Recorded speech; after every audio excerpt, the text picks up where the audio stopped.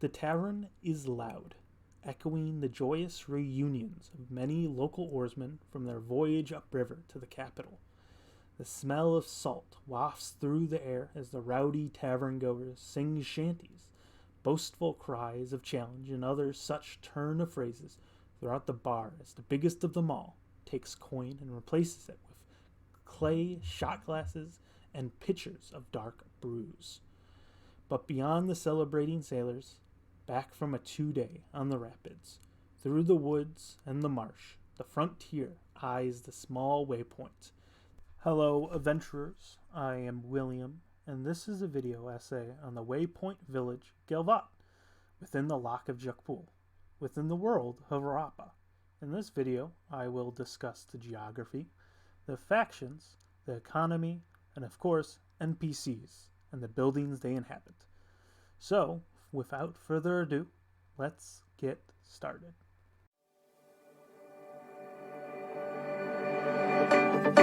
Galvant is a settlement located near the western frontier within the Loch of Watabou, a waypoint community. It was established to facilitate the oarsmen and their cargo who sailed down the Saltpeter River to the settlements further south. Though still small, the routes have certainly expanded, with the families that first called this place their home having made it a community centered around the tavern, the Rye on the River. Pictured here is a photo of the population center of Galvant. With a community 200 strong, it certainly isn't the most populous within the realm, or even the Loch itself, placing last in terms of population compared to its neighbors, Iva, Fort Saspel, or even the hamlet of Chesterbury. Still, attention has fallen on the town since the collapse of the western frontier, leading to the military attaché from the Blood Prince himself to protect the small community.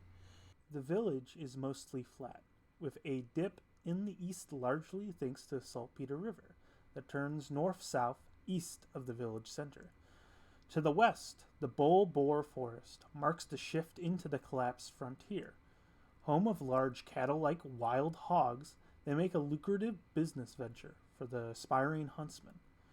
The farms run mainly in the south of the village proper, with the marsh providing enough nutrients for the rye yield to provide much employment during the crop season, as well as being a hefty breadbasket that supports the distant city of Ganga. The overlord of the community is the Lugal Lord Celis Watabou. His father appointed the current village elder, a half-elf named Zadia.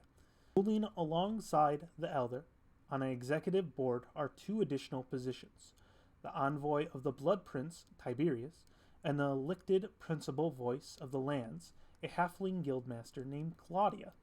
Tensions arise between the community and these individuals as the settlement struggles with its newfound position threatened by the wild lands to the west. While the Lugal and the Blood Prince have a voice within the community, the real power comes from the chapter of the Oarsmen Guild, an organization managed by the merchants that maintain the trade along the Saltpeter River.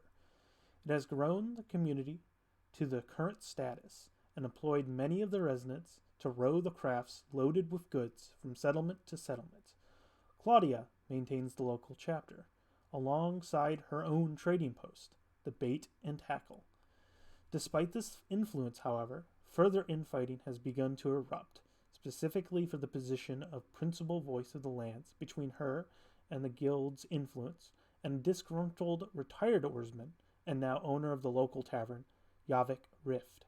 Meanwhile, another powerful landowner, Edwin the Swift, has purchased a large amount of land and began to oversee the grain supply.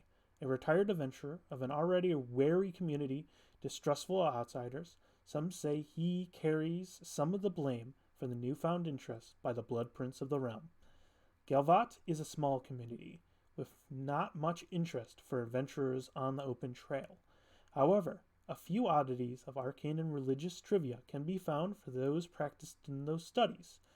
Firstly, Galvant's famous Bridge of Black Sand is located here, made by unknown civilizations from eons past. It has been a welcoming sign to oarsmen for many generations, despite the eerie light it provides under the gaze of a full moon. Secondly, Galvant is the largest community of Fey spirit worshippers within the region, with around 40% of the inhabitants praying to the declining gods of nature. The only shrine of the spirits within the loch is found here, and ire is gazed upon any who worship Nimrod, the god of hunters. Rye on the River, too, is a rough and tumble sailor bar owned by and operated by Yavik Rift. Many oarsmen who take the South Road leading towards the sandpits of rock reach adulthood by completing a night of hard drinking with the famous rye salt whiskey that the tavern is well known for. For those with day-to-day needs, supplies are often found at the Bait and Tackle trading post, operated by Claudia.